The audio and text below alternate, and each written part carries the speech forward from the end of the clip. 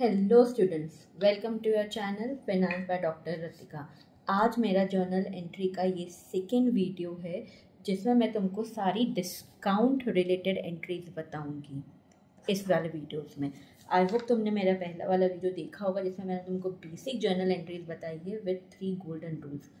आज के वीडियोस में हम डिस्काउंट रिलेटेड एंट्री करेंगे। सबसे पहले तुम्हें डिस्काउंट का कुछ बेसिक कॉन्सेप्ट समझना पड़ेगा कि डिस्काउंट होता क्या है। डिस्काउंट आप बेसिकली क्या करते हो, अपन हम सबको मालूम है कि हमें डिस्काउंट मिलता है ताकि हमारी सेल्स इंक्रीज़ हो जाए, या हमको हमारा जो क्रेडिटर है वो इसलिए देगा कि ताकि हम उससे परचेज कर सकें, बेसिकली उसकी भी सेल इंक्रीज़ हो जाए। तो तुम्हें ये ध्यान रखना पड़ेगा कि एक होती है आपकी लिस्ट प्राइस। लिस्ट प्राइस पे आपको हमेशा ट्रेड डिस्काउंट मिलता है बच्चों, ठीक है। तो आप जब लिस्ट प्राइस में से लेस ट्रेड डिस्काउंट करते हो तो आपका आता है सेल्स वैल्यू। ज़रूरी नहीं है कि आपको ट्रेड डिस्काउंट मिले। अगर ट्रेड डिस्काउंट नहीं दिया है तो डायरेक्टली आपकी क्या हो जाएगी, ये आपकी सेल्स वैल्यू हो जाएगी बच्चों। और सेल्स वैल्यू पे आपको मिलता है cash discount. Yes, cash discount. Cash discount आपकी बुक्स में नोट होता है, ट्रेड डिस्काउंट आपकी बुक्स ऑफ अकाउंट में हम नोट नहीं करते हैं। इसका मतलब क्या है मैं तुमको बताऊंगी। इस क्वेश्चन में तुमको दिया हुआ जैसे 10% ट्रेड डिस्काउंट वगैरह, जो मैं तुमको बोल रही हूँ कि बुक्स ऑफ अकाउंट्स में नोट नहीं होता है, इसका क्या मतलब है मैं अभी तुमको क्वेश्चन में समझाऊंगी। तुम इतना समझ लो कि कैश डिस्काउंट 2 टाइप के होते हैं। एक होता है आपका डिस्काउंट अलाउड और एक होता है आपका डिस्काउंट रिसीव्ड। बेटा, डिस्काउंट अलाउड को आप हमेशा डेबिट करते हो। क्यों? क्योंकि ये आपके लिए एक्सपेंस होता है, आपने डिस्काउंट दिया है अपना माल बेचने के लिए, ठीक है। डिस्काउंट रिसीव्ड हमेशा क्रेडिट होता है क्योंकि ये इनकम है, क्योंकि आपको डिस्काउंट मिला है, इसके कारण आपको कम पैसे देने पड़ेंगे, तो ये आपकी क्या होती है, इनकम होती है, इसलिए आप इसको क्रेडिट करते हो। ये एक्सपेंस होता है इसलिए आप इसको डेबिट करते हो, ठीक है। इतना से समझ में आया? चलो अब हम हमारा क्वेश्चन स्टार्ट करते हैं, टाइम वेस्ट नहीं करते हैं। सबसे पहले हमारी एंट्री है पेड टू मायरा। ऊपर लिख दो ये तुम्हारा जर्नल। जर्नल किसका है? पादा journal entry for the following transaction of Ashish traders. तो तुम लिख दोगे जर्नल ऑफ आशीष ट्रेडर्स, ठीक है। चलो अब अपन स्टार्ट करते हैं। हमारी May 1 की एंट्री है paid to Myra against due 9750 and received cash discount. यहाँ पे क्या हुआ है, हमको डिस्काउंट मिला है, हमने मायरा को पे करा है, तो मायरा हमारी रिसीवर है, तो हम क्या करेंगे, डेबिट द रिसीवर। हमारा पहला गोल्डन रूल याद है, तो May 1 तो हम ना अकाउंट से करेंगे, Myra account debit to paid, cash गया है तो cash account credit to receive cash discount.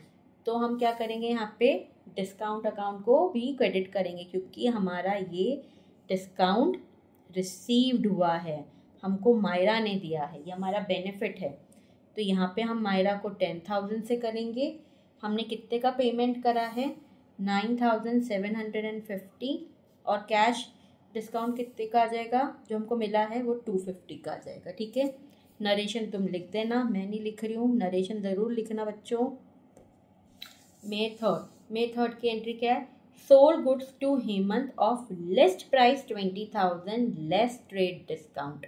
यहाँ पर आ गया गुड्स की प्राइस जो हमने हेमंत को बेची वो कितने की थी, 20,000 की थी, और उसमें हमने उसको 10% का ट्रेड डिस्काउंट दिया है। मतलब यहाँ पे क्या हो जाएगा, 20,000 का 10% अगर हमने ट्रेड डिस्काउंट दिया, मतलब हमने माल कितने का बेचा है, 18,000 का बेचा है, तो हम एंट्री डायरेक्ट 18,000 से करेंगे। कैसे करेंगे, यहाँ पे कहीं पे भी कैश मेंशन नहीं है, मतलब हमने हेमंत को क्रेडिट पे दिया है, तो हम लिख देंगे Hemant account debit to sales account. Yes, direct आपकी हो जाएगी 18,000 से बच्चों। आया समझ में? जो मेरा कहने का मतलब था कि हम ट्रेड डिस्काउंट का वर्ड कहीं मेंशन नहीं करते हमारी जर्नल एंट्री में। हमने ट्रेड डिस्काउंट निकाला और डायरेक्ट हमने अमाउंट लिख दिया हेमंत टू सेल्स। ये मेरा मतलब था कि हम कैश डिस्काउंट दिखाते हैं, बुक्स में ट्रेड डिस्काउंट नहीं दिखाते हैं, ठीक है। फिर May 7 को सोल्ड गुड्स इन कैश, ये तो हमारी नॉर्मल एंट्री है, हमने गुड्स बेचे हैं, तो sales account debit to cash account. सही है मेरी एंट्री?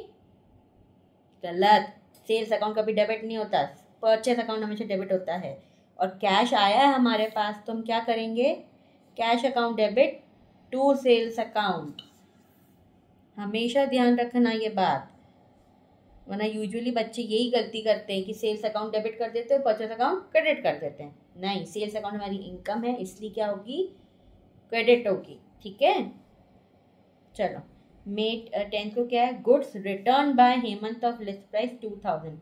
हेमंत हमारा क्या था, हेमंत हमारा कौन था, हमने हेमंत को गुड्स बेचे थे, हेमंत हमारा डेटर था, लेकिन उसने हमको हमारे 2000 के गुड्स वापस कर दिए, कुछ भी रीज़न हो सकता है, लेकिन कितने के थे, लिस्ट प्राइस 2000 की थी, तो इस पर हमने उसको 10% का डिस्काउंट दिया होगा।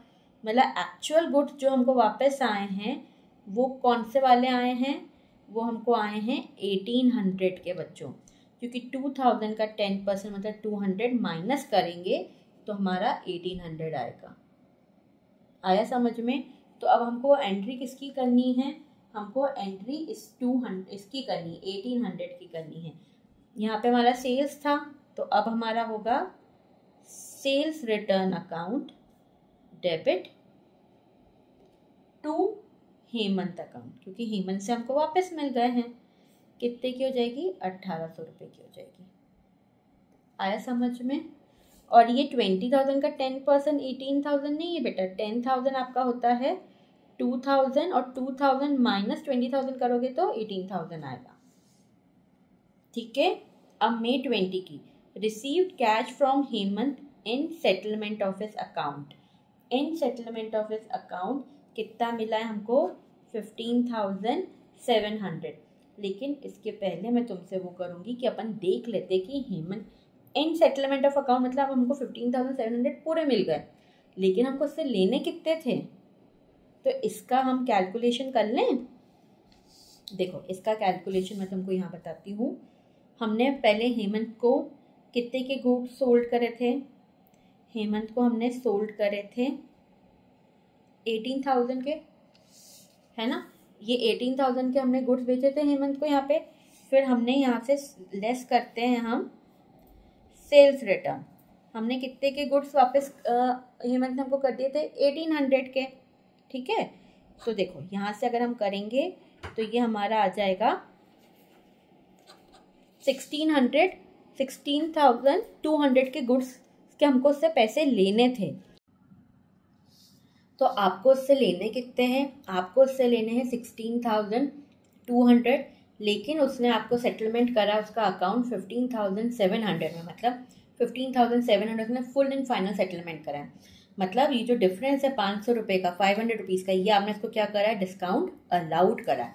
तो इसकी जर्नल एंट्री हम पास कर देंगे May 20 की, cash account debit discount allowed account debit, क्योंकि डिस्काउंट अलाउड हमारे लिए एक्सपेंस हो गया, हमने दिया है उसको, टू हेमंत अकाउंट 16,200 का। आया समझ में? अब नेक्स्ट एंट्री देखते हैं May 20 की, bought goods from Nihar of list price 30,000 less 15% trade discount. इस बार हमने गुड्स परचेज करे निहार से, लेकिन उसने हमको ट्रेड डिस्काउंट दिया 15% का 30,000 पे। तो हम कैलकुलेट कर लेंगे, कैसे करेंगे बच्चों, 30,000 का 15% निकाल लो तुम, कितना आता है इसका 15%, 30,000 का 15% अगर तुम कैलकुलेट करोगे तो ये तुम्हारा कुछ आएगा 4,500, करेक्ट। तो ये 4,500 को तुम 30,000 में से माइनस करोगे तो तुम्हारा आएगा 25,000, तुम्हारा आएगा फिर 25,500। तो उसकी हम जर्नल एंट्री करेंगे, हम करेंगे यहाँ पे May 20 की, हम May 20 की करेंगे, हमने परचेज करा है तो परचेज अकाउंट डेबिट टू, किससे खरीदा है हमने खरीदा है निहार से, तो हम कर देंगे निहार अकाउंट।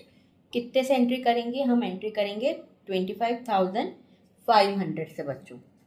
आया समझ में? बाकी का क्या है, ट्रेड डिस्काउंट है, तो हम ट्रेड डिस्काउंट की एंट्री नहीं दिखाएंगे। अब May 22 को मई 22 को क्या हुआ है, मई 22 को goods return to Nihar of list price 5000 not being as per specification. हमने गुड्स निहार को वापस कर दी हैं, कुछ स्पेसिफिकेशन पे नहीं हो रहे थे, तो हमने परचेस रिटर्न करा है। लेकिन अमाउंट क्या करेंगे, हम 5000 लिखेंगे? नहीं, हमको ट्रेड डिस्काउंट मिला था 15% का लिस्ट प्राइस पे, तो हम 5000 का भी, इसका हम क्या करेंगे, इसका 5000 का 15% ट्रेड डिस्काउंट निकालेंगे पहले, तो वो कुछ आएगा 750।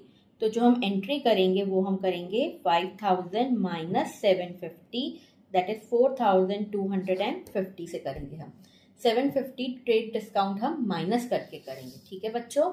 तो अब हम यहाँ पे मई 22 पे एंट्री करेंगे हम, Nihar account debit to purchase return account, क्योंकि हमने गुड्स वापस करे हैं, तो अब हम कर देंगे 4250 अकाउंट 4250, ठीक है। अब लास्ट ट्रांजेक्शन हमारा, हमने मई 25 को paid to Nihar on account 9800 and received a cash discount of 200। यहाँ पे सेटलमेंट वर्ड्स नहीं है, तो हम ये नहीं देखेंगे कि हमको कितना और देना है या कुछ, इसमें हिडन ट्रांजेक्शन ऐसा कुछ भी नहीं है, क्योंकि हमको डायरेक्टली दिया हुआ है। तब हम इसकी एंट्री डायरेक्ट कर देंगे बिना किसी कैलकुलेशन के।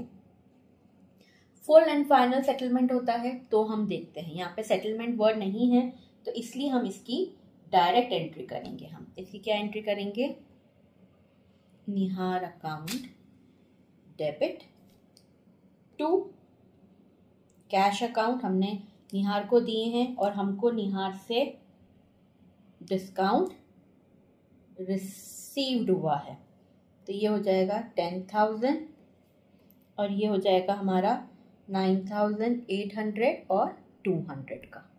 आया समझ में? आई होप तुमको इस वीडियो में सारे डिस्काउंट से रिलेटेड ट्रांजैक्शन समझ में आ गए होंगे।